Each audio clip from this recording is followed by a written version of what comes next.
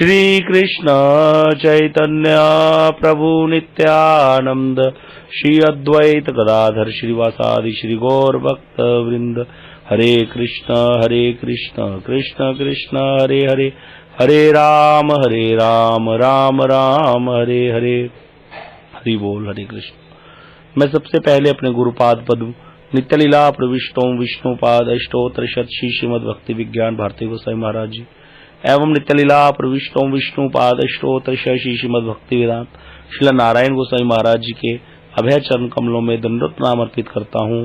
तत्पश्चात शिक्षा गुरुदेव पूज्यपाद परमेश्वर प्रभु जी, पूज्यपाद बाबा महाराज, पूज्यपाद भक्ति वेदांत श्रीधर महाराज जी के चरणों में मेरा दंडवत प्रणाम। सभी मातृवृंद श्रोतृवृंद भक्तवृंद सबके चरणों में मेरा यथा योग्य दंडवत प्रणाम।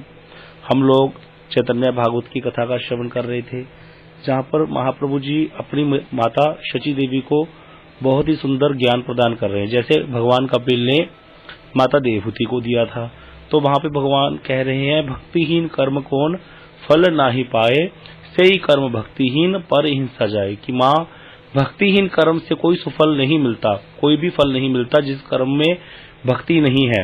इसीलिए भक्तिहीन कर्म वही है जिसमें दूसरों की हिंसा हो। तो जो भी कर्म जिसमें दूसरे की हिंसा हो रही है वो भक्तिहीन है। अब ये दो डेफिनेशन दे दी। पहली की भक्तिहीन कर्म से कोई भी फल नहीं मिलता है, अर्थात जिस कर्म का उद्देश्य भक्ति नहीं है। तो इसीलिए एक श्लोक भी आता है शास्त्र में, नेह यत कर्म धर्माय ना वैरागाय कल्पते ना तीर्थ पद सेवाय जीवनोपि मृतो ही स। कि जिस कर्म का फल क्या है, धर्म नहीं है। जिस व्यक्ति के कर्म जो भी कर्म किया उसका फल धर्म नहीं है, धर्म के उद्देश्य से नहीं किया। और धर्म जब किया, जो कर्म किया उससे धर्म हुआ नहीं, तो जब धर्म किया वो विराग, उससे विराग्य नहीं पैदा हुआ संसार से। और वैराग्य पैदा होने पर तीर्थ पद सेवा, भगवान की सेवा की वासना हृदय में पैदा नहीं हुई। तो जीवनोपि मृतो ही से बोले वो जीते जी जीवन होने, वह व्यक्ति जीते जी मुर्दे के समान है, अर्थात उसका प्राण धारण करना व्यर्थ है। क्योंकि उसने जो कर्म किया वो क्या था, धर्म के लिए नहीं था। उसका धर्म ऐसा था जिससे वैराग्य उत्पन्न नहीं हुआ। उसका जो वैराग्य था, वैराग्य से कोई उसको भगवान के प्रति अनुरक्ति नहीं हुई, इसीलिए कुछ भी नहीं हुआ। तो इसका अर्थ क्या हुआ कि मूल में है जब भी कुछ करें, जो भी कुछ करते हैं, खाते हैं पीते हैं, कुछ भी कर रहे हैं, क्या उन सब क्रियाओं से हमारी भगवान के प्रति श्रद्धा उत्पन्न हो रही है, भगवान के प्रति प्रेम जागृत हो रहा है?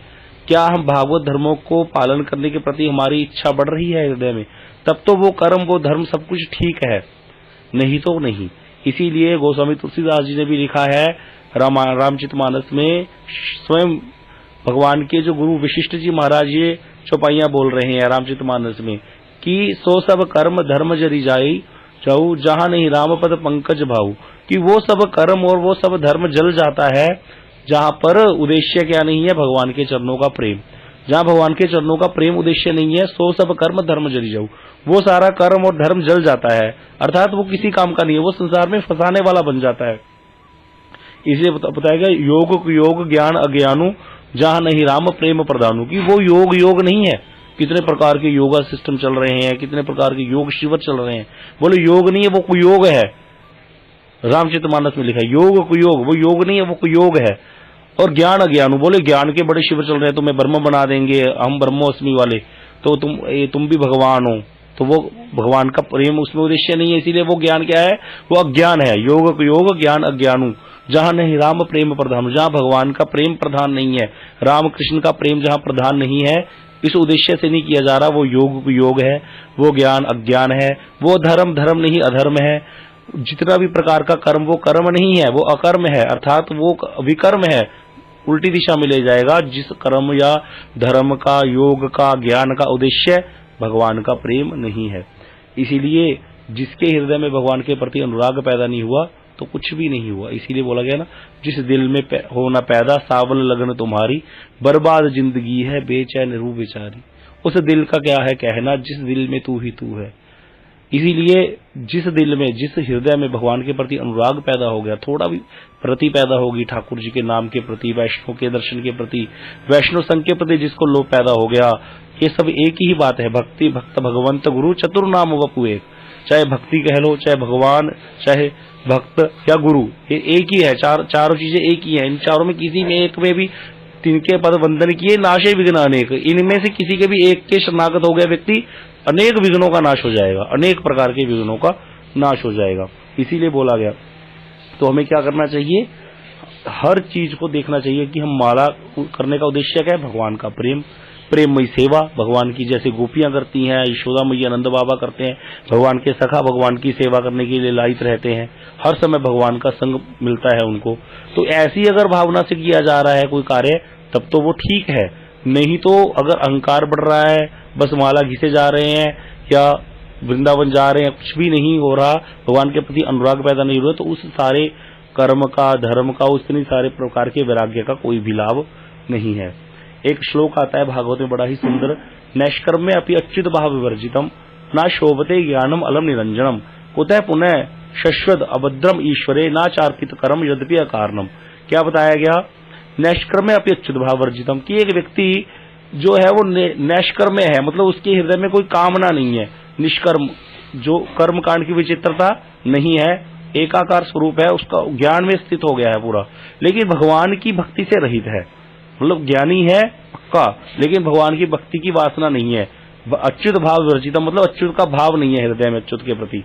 तो ऐसा जो निरंजन ज्ञान है बोले वो शोभा नहीं देता, ऐसा निष्कर्म्य रूपी नैष्कर्म्य रूप ब्रह्म ज्ञान जो है वो शोभा नहीं देता, ना शोभते ज्ञानम अलम निरंजनम, वो शोभा नहीं देता।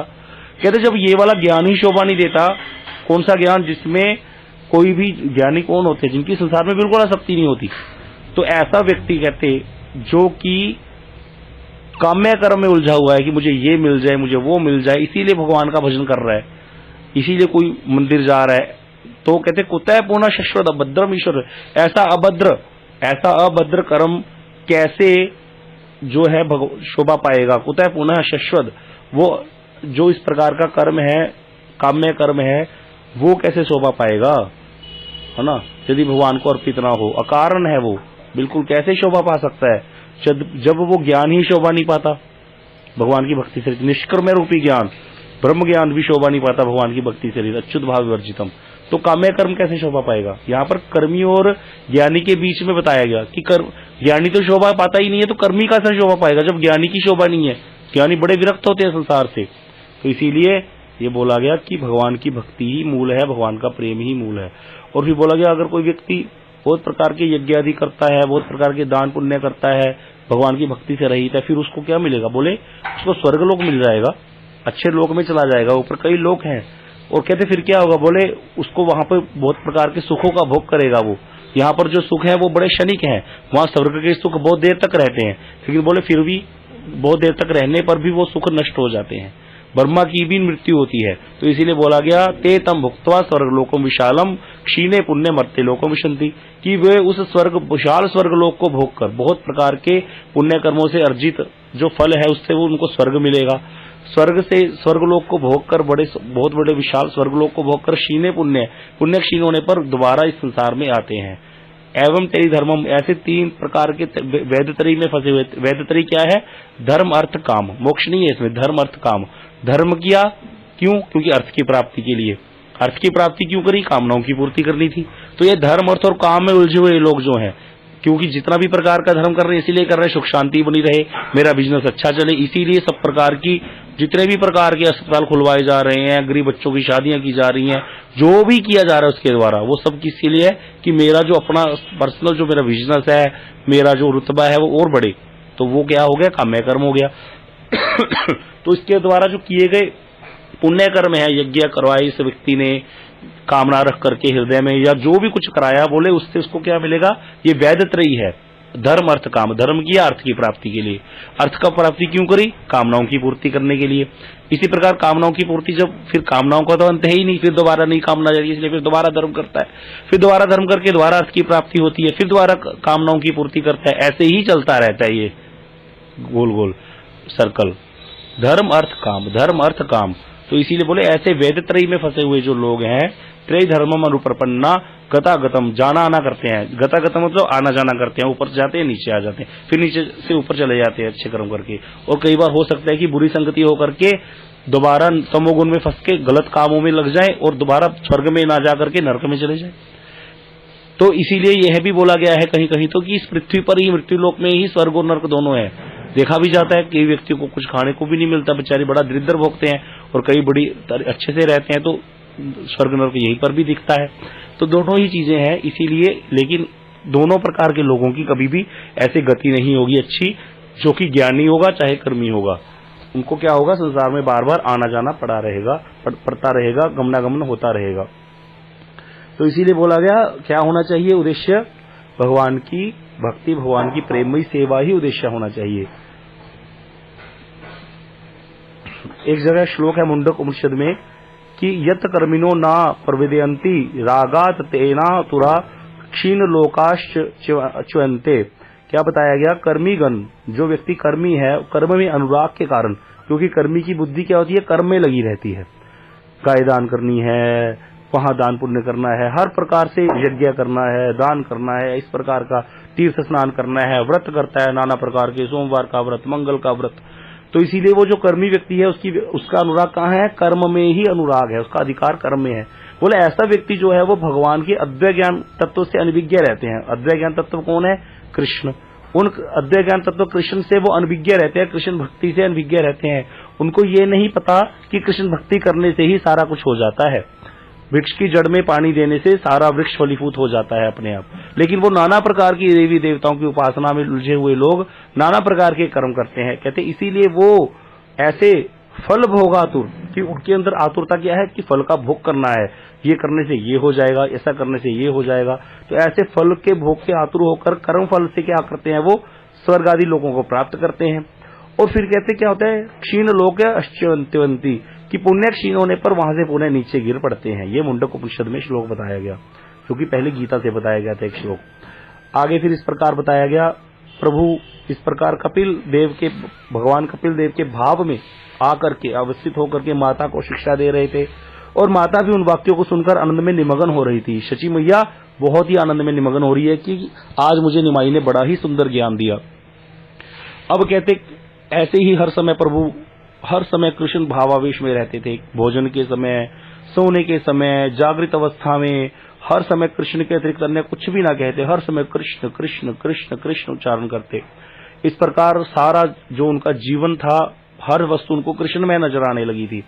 बता रहे अब जब यह बात आत्मीय जनों के मुख से भक्तों ने सुनी, अपने लोगों के ये बात फैल गई बाहर नदिया में, सब भक्त जो नदिया में रहते थे नवद्वीप में, उन लोगों ने सुना तो मन ही मन बड़े चिंता करने लगे, अरे ये कैसे हो गया, बड़े ही प्रसन्न हो गए। सब मन में तर्क वितर्क कर रहे हैं, क्या निमाई के शरीर में कृष्ण का प्रकाश हो गया, अरे क्या कृष्ण ने प्रकाश कर दिया, अर्थात कृष्ण ही अधिष्ठित हो गए हैं क्या निमाई के शरीर में आकर, अथवा यह साधु संग का फल है, अथवा पूर्व जन्मों के संस्कार जागे हैं, क्या किस प्रकार की वो एक अजम्पशंस कर रहे हैं सब लोग कि कैसे हो गया ये, ऐसा भक्त कैसे बन गया निमाई हमारा, जो इतना तार्किक था, सबके साथ तर्क वितर्क करता था, अभी कृष्ण कृष्ण बोल रहा है। बोले क्या ये साधु संग का फल है, क्योंकि साधु संग से ही भक्ति होती है, इस प्रकार इसीलिए विचार कर रहे हैं, या फिर कोई पूर्व जन्म के संस्कार अभी जगे हैं, जैसे हनुमान जी को शक्तियां याद कराई थी, क्या ऐसे कुछ हुआ।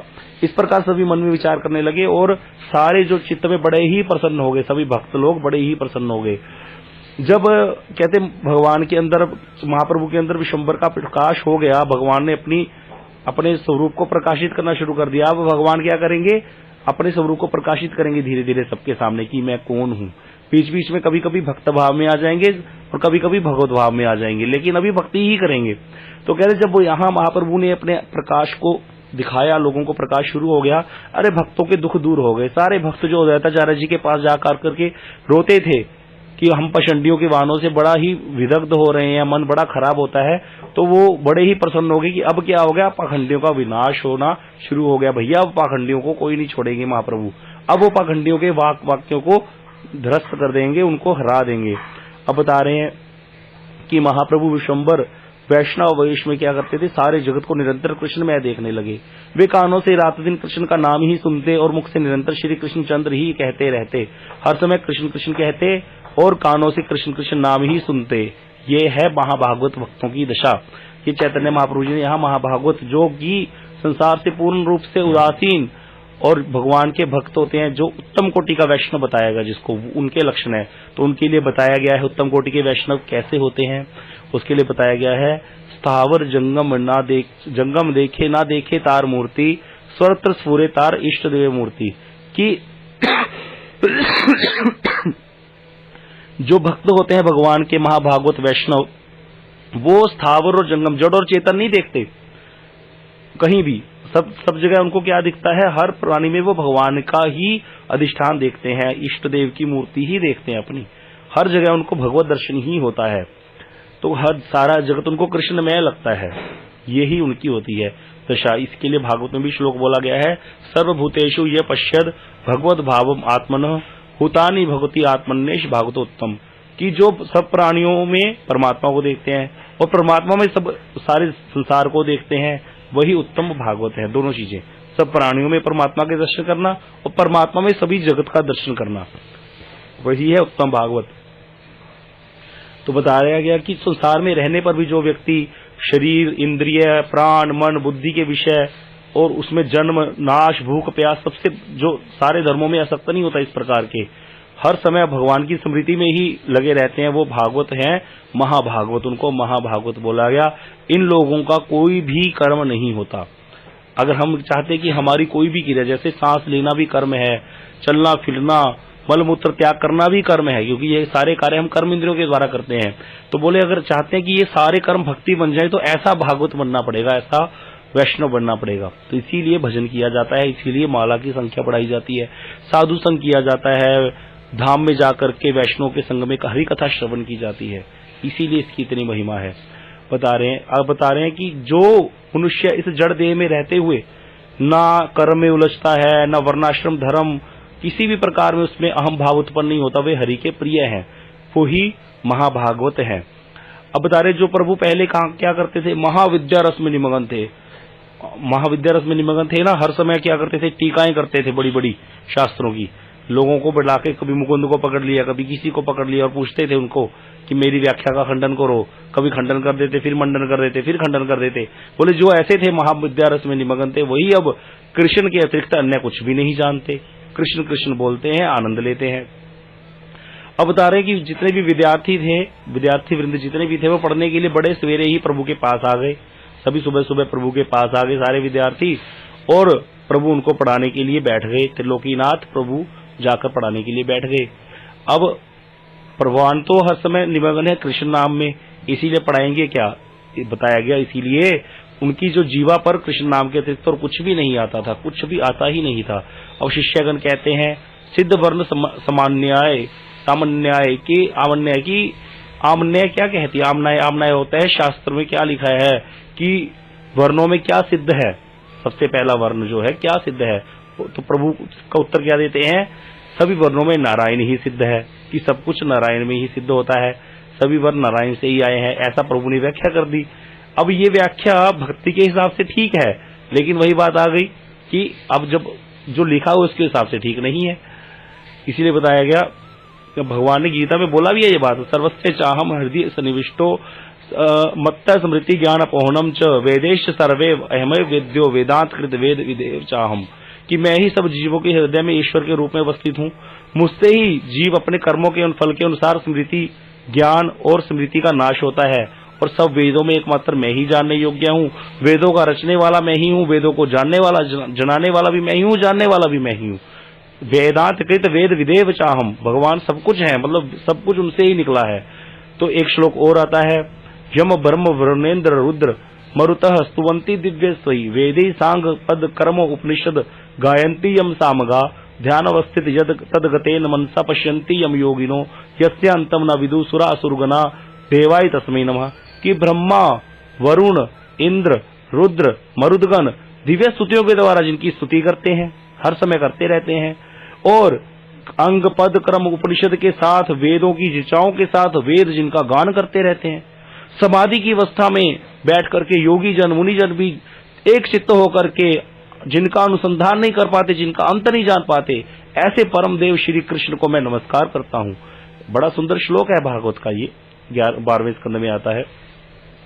तो ऐसे ही बड़े ही श्लोक बताए गए कि जितने भी कर्म कांड हैं जितने भी विधि वाक्य समूह द्वारा श्रुति किसका विधान करती है, देवता कांड में जितने भी मंत्र वाक्य हैं वो किसको प्रकाशित करते हैं, परिणाम में किसका निषेध करते हैं, किस विषय को जो है वो स्थापित करते हैं। जितने भी वेद हैं, शास्त्र हैं, देवता कांड, कर्म कांड, बोले सब कुछ कृष्ण में ही व्यवस्थित होता है। इसीलिए हरिवंश पुराण में एक बात बताएगी, वेदे रामायणे चैव पुराणे भारते तथा आदावंते च मध्य च हरितवत्र ये थे। बोले चाहे कोई वेद ले लो, 4 वेद हैं, रामायण ले लो, और चाहे वो पुराने जितने भी 18 पुराण ले लो, भारते महाभारत, सब में आदावंते च मध्य, उनके आदि में, मध्य में और अंत में क्या है, हरि सर्वत्र ये थे। हर जगह हरि का ही गुणगान हुआ है, हरि ही कीर्तित होते हैं। इसीलिए एकमात्र हरि ही भजन करने योग्य है, क्योंकि सब कारणों के कारण कृष्ण है। तो यहाँ पर जो बात महाप्रभु ने बोली कि वर्ण किस में सिद्ध होते हैं, उन्होंने कहा हरि में, तो वो गलत नहीं बोला, सही ही बोला है। लेकिन वो छात्र जो है अभी वो समझ नहीं पाएंगे इन चीजों को। अब प्रभु की व्याख्या सुनकर सारे जो शिष्य थे वो हंसने लग गए। किसी ने कहा कि मालूम होता है वायु के कारण की यह दशा हो रही है, कि वायु रोग बढ़ गया। वायु रोग बढ़ने से ना व्यक्ति पगला सा जाता है, अजीब सी बातें करने लगता है, इसको सन्निपात बोलते हैं। और पर शिष्यों ने फिर से पूछा, अब आप कैसी व्याख्या कर रहे हैं, क्योंकि प्रभु ने पहले तो कुछ और पढ़ाया था। तो प्रभु ने उत्तर दिया, जैसा शास्त्र के प्रमाण से सिद्ध है वैसा मैंने आपको उत्तर दिया। शास्त्र में ये तो यही लिखा, अभी आपको प्रमाण दिए, वही वाले प्रमाण दिए प्रभु ने फिर से कहा, यदि तुम अभी इसे समझ नहीं पा रहे हो तो दोपहर के बाद मैं तुम्हें भली बात ही समझा दूंगा। मैं अभी एकांत में बैठकर ग्रंथ का अनुशीलन करता हूँ, दोपहर के बाद फिर सब एकत्रित होकर के बैठेंगे और फिर तुम लोगों को मैं पढ़ा दूंगा। अभी तुम्हें समझ में नहीं आया तो कोई बात नहीं, मैं दोबारा समझा दूंगा। इस प्रकार से प्रभु ने बोल दिया। प्रभु के वचन सुनकर जितने भी सारे छात्र थे उन्होंने, सब शिष्यों ने अपनी पुस्तकें बांध ली और चले गए। और जाकर के प्रभु के जो टीचर थे, मतलब छात्रों के जो गुरु के गुरु हैं, प्रभु के टीचर कौन थे, गंगादास पंडित। तो गंगादास पंडित जी के पास उनके घर में गए और जो व्याख्या प्रभु ने की थी वो सारी सुना दी और बोला, अब तो निमाई पंडित जो भी व्याख्या करते हैं उसमें सभी शब्दों का तात्पर्य श्री कृष्ण ही सिद्ध करते हैं। जो कुछ भी पूछो सारा श्री कृष्ण में ही सिद्ध कर देते हैं प्रभु। ऐसा उन्होंने बोल दिया गंगादास जी को। बोले जब से वो गया से लौटकर आए हैं तब से श्री कृष्ण के अतिरिक्त और कुछ भी व्याख्या उनके मुंह से निकलती ही नहीं, और हर समय पुलकित शरीर से सर्वदा कृष्ण कृष्ण कहते रहते हैं। कभी हंसते हैं, कभी हुंकार करके अनेक प्रकार के भाव प्रदर्शित करते हैं, और प्रतिदिन बैठकर धातु सूत्र लगाकर प्रत्येक शब्द की व्याख्या कृष्ण ही करते हैं। क्योंकि प्रभु व्याकरण के टीचर थे, धातु की व्याख्या करनी पड़ती है, लेकिन धातु सूत्र की अनेक प्रकार की संधि विच्छेद उसमें बहुत कुछ होता है, लेकिन प्रभु हर चीज की व्याख्या कृष्ण में कर देते हैं। इस समय कहते हैं उनका चरित्र कुछ समझ में नहीं आ रहा। कौन कह रहा है? विद्यार्थीगण कह रहे हैं। प्रभु के छात्रगण किनको कह रहे हैं? उनके गुरुदेव गंगादास जी को। अब पूछ रहे पंडित जी अब हम क्या करें, आप ही बताइए। यह बात उन्होंने उनके सामने रख दी। तो ऐसा सुनकर जो गंगादास पंडित जी थे वो बहुत बड़े ऊंचे पंडित हैं, उनकी बात सुनकर शिष्यों की उनको बड़ी हंसी आ गई। उपाध्याय बोले, आज तो तुम सब अपने घर चले जाओ, कल सवेरे आना। आज शाम को विश्वम्भर मेरे पास आएगा तो मैं उनको समझा दूंगा और वे अच्छी प्रकार से पुस्तकों को तुम्हें पढ़ा देंगे। तुम सभी शाम को उनके साथ आ जाना। ऐसा उनको बोल दिया। अब छात्र जो है चले गए, अपने घर को चले गए प्रसन्न होकर, और शाम को महाप्रभु भी आ गए अपने गुरु जी के पास। प्रभु ने आते ही अपने गुरुदेव के चरणों की रज को अपने माथे पर धारण किया। ये प्रभु दिखा रहे हैं कि गुरुदेव की चरणों की रज को माथे पर धारण करना चाहिए, गुरु के बिना ज्ञान नहीं है। तो गुरुदेव ने भी विद्या लाभ हो ऐसा कहकर आशीर्वाद दिया कि विद्या लाभ हो तुम्हें, ऐसा कहकर आशीर्वाद दिया। और फिर गंगादास पंडित जी ने बोलना शुरू किया। गंगादास जी बोलते हैं, वत्स विशंभर, मेरी बात सुनो। ब्राह्मण के लिए अध्ययन कोई कम सौभाग्य की बात नहीं है कि ब्राह्मण अध्ययन करे, ये बहुत बड़ी बात है। तुम्हारे नाना नीलांबर चक्रवर्ती और पिता जगन्नाथ मिश्र तो बड़े विद्वान थे, तुम्हारे इन दोनों कुलों में कोई भी मूर्ख नहीं है। बता रहे हैं महाप्रभु को, बड़ा पीछे से लेकर के सारी स्टोरी सुना रहे हैं कि तुम तो इतने बड़े कुल के हो, तुम्हारे नाना इतने विद्वान, तुम्हारे पिताजी इतने विद्वान, तुम्हारा भाई विश्वरूप इतना विद्वान, और तुम भी टीका की व्याख्या करने में परम योग्य हो। ऐसा बोला। बोले यदि अध्ययन छोड़ने पर ही भक्ति होती है तो तुम्हारे पिता और नाना क्या भक्त नहीं थे? अर्थात उनका कहने का अर्थ था कि तुम जो अध्ययन नहीं करते, हर चीज की व्याख्या कृष्ण में कर रहे हो, भक्ति कर रहे हो, सब कुछ छोड़ दिया, तो क्या तुम्हारे पिता और नाना भी तो भक्त थे ना, लेकिन वो तो पढ़ाते थे। यह बात समझकर अच्छी तरह से अध्ययन करो, अच्छी तरह से अध्ययन करो, मतलब संसार भी चलाओ और साथ साथ भजन भी करते रहो। ऐसी भी जो शिक्षा दी है गुरुदेव ने। अध्ययन करने पर ही वैष्णव ब्राह्मण होता है। मूर्ख विप्र अच्छे बुरे को कैसे जानेगा? बोले कोई मूर्ख है विप्र, उसको अच्छा बुरा पता ही नहीं चलेगा जब उसने अध्ययन ही नहीं किया। यह जानकर तुम कृष्ण को हो और अध्ययन करो, ऐसा कहा गंगादास जी ने। अब तुम जाकर अच्छी तरह से शास्त्र पढ़ाने के लिए बैठो। यदि तुमने विपरीत अर्थ किया तो तुम्हें मेरे सिर की सौगंध है। अब बता रहे कि तुम कोई भी विपरीत अर्थ नहीं करोगे, जैसा अर्थ लिखा है वैसा ही अर्थ करोगे, ऐसा बोल दिया गुरुदेव ने। अब यहाँ पर प्रभुपाद जी की टीका आती है, तो प्रभुपाद जी बड़ा सुंदर बता रहे हैं इस टीका में कि जो गंगादास पंडित जी का विचार है वो गलत नहीं है। कहीं कहीं उनका अर्थ ये है कि अगर आचार्य से संस्कार प्राप्त नहीं करेगा कोई व्यक्ति, वो भी स्वाध्याय में उदासीन हो जाएगा, तो फिर उदासीन होकर के अब विष्णु भक्ति कर नहीं रहा कोई व्यक्ति और स्वाध्याय भी छोड़ दिया, तो उससे क्या होता है, उच्च श्रृंखलता आ सकती है।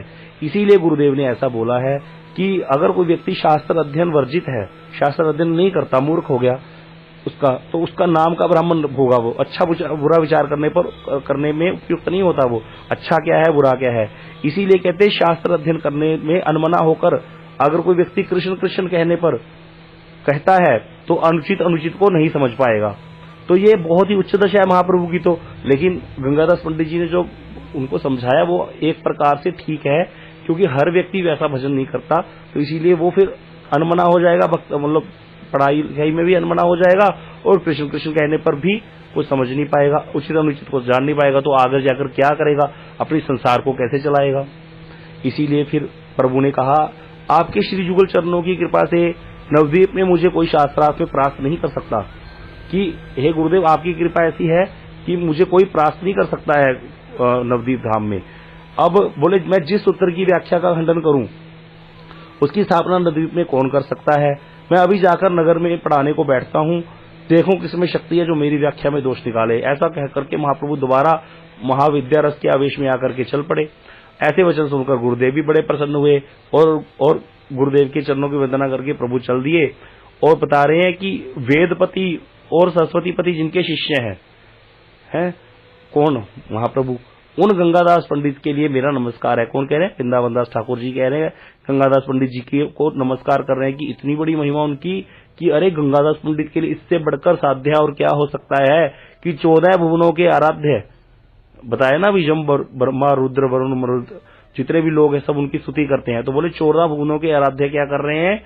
उन भगवान के उन गंगादास जी के शिष्य हैं। ऐसे गंगादास जी की क्या महिमा गान करें जिनके शिष्य भगवान है। अब जब प्रभु विश्वम्भर विद्यार्थियों के साथ चल रहे थे तो ऐसा प्रतीत हो रहा था कि तारागणों से घिरे हुए चंद्रमा चल रहे हो, पूर्ण चंद्रमा।